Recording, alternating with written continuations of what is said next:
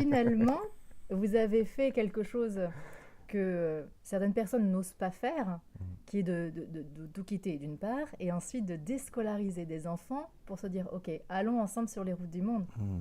Quel bilan tirez-vous de cette expérience?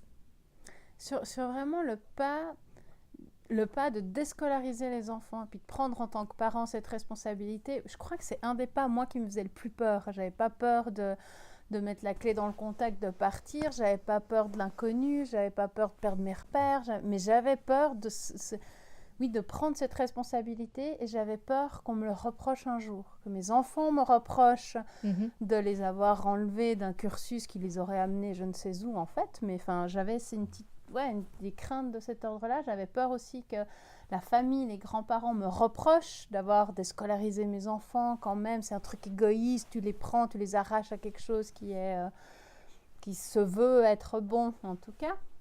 Et puis j'avais aussi quelque chose de concret, comme Max avait quand même 11 ans, il avait déjà des devoirs à la maison.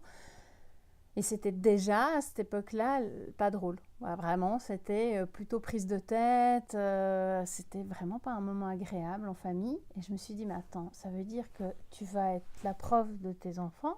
Mm. Ça veut dire que ça va être tout le temps, pas juste pour les devoirs. Ça va être le temps qu'on va accorder à l'école, ça va être comme ça.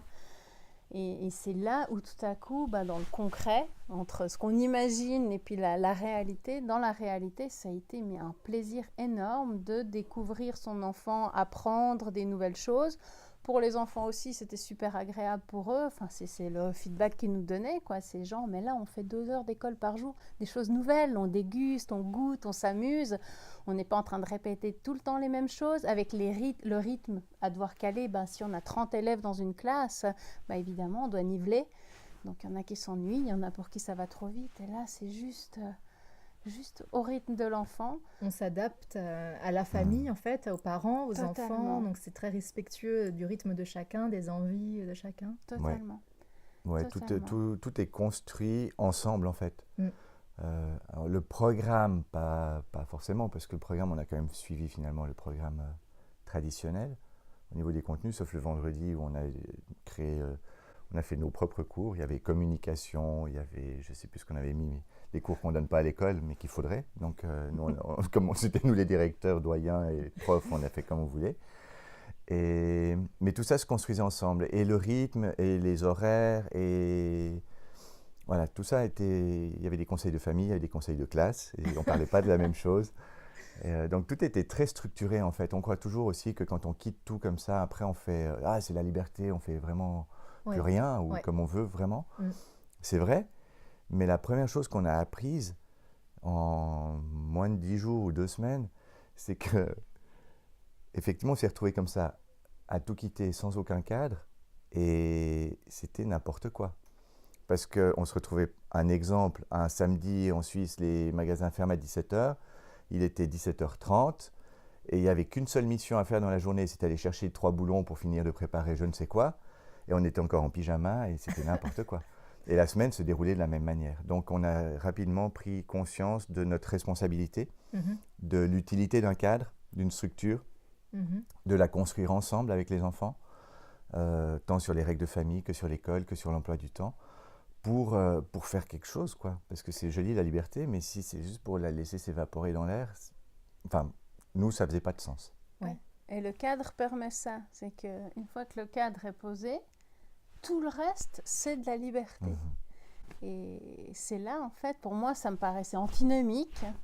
Et non, en fait, vraiment, aujourd'hui, j'accueille le fait que oui, j'ai besoin d'un cadre pour me sentir totalement libre. Ok. Mais c'est vrai.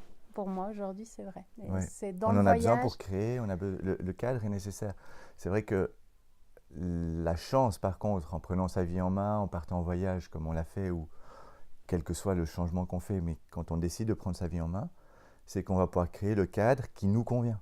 Oui. Mais on va quand même se créer un cadre. Et ça, c'était une première trouvaille, en fait. C'était enfin, plus de cadre, plus de règles, plus d'horaires, plus de lois, plus machin, plus rien. Non, on a fait un truc super serré, parce que c'était très sécurisant. Ça nous a montré que il était tout à fait possible de bénéficier de notre libre arbitre, de notre liberté de pensée, de notre marge de manœuvre pour créer dans les espaces qui sont dits privés ce qu'on a envie de faire, quel que soit le cadre public autour. Donc on n'a pas démoli, on n'a pas créé une révolution, on n'a pas renversé le système, on ne s'est pas non plus marginalisé, puisqu'on vit, on a plein d'amis, on a plein de rencontres, on travaille. Simplement, on a conscience qu'on est totalement libre à l'intérieur de ce cadre, même sociétal, pour autant qu'on accepte de prendre la marge de manœuvre qui nous est accordée et d'en faire quelque chose. Tout à fait, oui. Et surtout, il n'y a plus cette, pour moi, perte de temps et d'énergie à lutter contre un cadre. Et c'est vrai que tout à coup, quand tu as la chance ou que tu te donnes la chance de créer ton cadre, tu expérimentes le fait qu'effectivement, comme tu l'as créé, choisi, dans ce cadre, il y a des moments pas confortables, pas agréables, parce qu'il y a quand même des contraintes.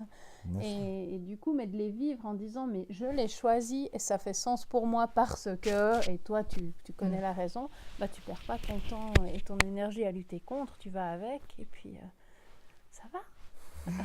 La preuve, Bah oui. vous n'avez pas l'air malheureux. Non. Je vous dis à très très bientôt. Merci Merci. Véro et Merci Thierry. à toi. À très bientôt. À très je bientôt aussi, l'espère. c'est sûr. Oui. Ciao ciao.